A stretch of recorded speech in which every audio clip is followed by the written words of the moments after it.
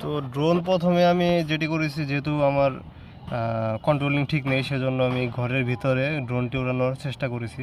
সেজন্য যখন ঘরের ভিতরে উড়ানোর চেষ্টা করছি তখন কন্ট্রোলিং তো জানি না, সেজন্য এই পাখাগুলো এই দেওয়ালের সাথে অনেকবার বাড়ি খেয়েছে। বাড়ি খেয়ে এখানে দেখতে পাচ্ছেন ক্ষয় হয়ে গেছে বা অনেক পাখা মোটামুটি ভেঙে গেছে বলা যায়, দেখতে পাচ্ছেন।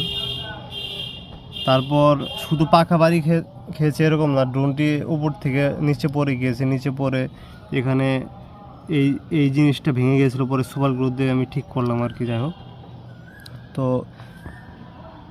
এরকম যারা ড্রোন কিনবেন তারা যখন ড্রোন জীবনে প্রথম চালাবেন বা প্র্যাকটিস করবেন, অবশ্যই একটি খোলা মাঠে চলে যাবেন। কারণ আপনি যদি ছাদ থেকে 4-5 তলা বাসার ছাদ থেকে যদি ড্রোন উড়ানোর চেষ্টা করেন, তাহলে কি হবে, ছাদে তো অনেক বাতাস থাকে, সেজন্য ড্রোনটা স্টেবল থাকে না, বাতাসে একদিকে নিয়ে যায় আর কন্ট্রোলিং করা কষ্ট হয়ে যায়। আবার ছাদ থেকে রেঞ্জের বাইরে চলে গেলে আবার ড্রোন ফিরে পাওয়া অনেক কষ্ট হয়ে যায় বা বড় কোনো গাছে আটকে যেতে পারে। সেজন্য আপনাদের আমি সাজেশন এইটাই দেবো যে আপনারা যখনই নতুন ড্রোন কিনেন, সেটা হোক দামি অথবা কম দামি, চায়না অথবা একটি ব্র্যান্ডেড ড্রোন, আপনারা যে কোনো খোলা মাঠে চলে যাবেন এবং সেখানে মোটামুটি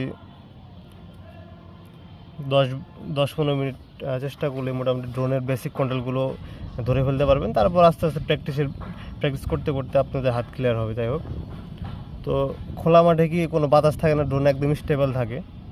এই ড্রোনটাও একদমই স্টেবল থাকতো আর কি। চায়না একটি ড্রোন, কম বাজেটের মধ্যে ভালো ব্রাশলেস মোটর দিয়ে তৈরি ড্রোন, তার জন্য অনেক দিন ব্যবহার করা যাবে আশা করা যায়। আমার ভুলের জন্য হয়তো বা ড্রোনটি সমস্যা হয়ে গেছে, বাট কিন্তু এটি ড্রোনের ইউজার রিভিউ ভালো, ফিডব্যাক ভালো। ড্রোনের সাথে 2টি ব্যাটারি পেয়ে যাবেন, আরও বিভিন্ন আনুষঙ্গিক, এবং এটি হলো ড্রোনের রিমোট, দেখতে পাচ্ছেন মোটামুটি ভালো কোয়ালিটির রিমোট। তো এই ছিল একদম বেসিক লেভেলের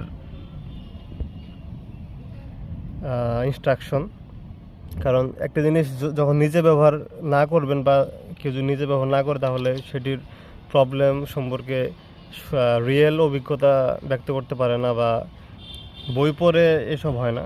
নিজে অভিজ্ঞতা নিয়ে তারপরে যদি কিছু বলা হয়, তাহলে অবশ্যই সেই তথ্যটি কাজে লাগে। তো ড্রোনটির এখন আরেকটি সমস্যা হয়েছে, হয়তো বা অনেকবার বাড়ি খেয়েছে, তো সেন্সর একটু সমস্যা হয়েছে। সেজন্য এই 2 যে মোটর আছে সেগুলো খুব বেশি পরিমাণে ঘুরতেছে, সেজন্য ড্রোনটি স্টেবল থাকতেছে না, উল্টে যাচ্ছে। যাই হোক, এটি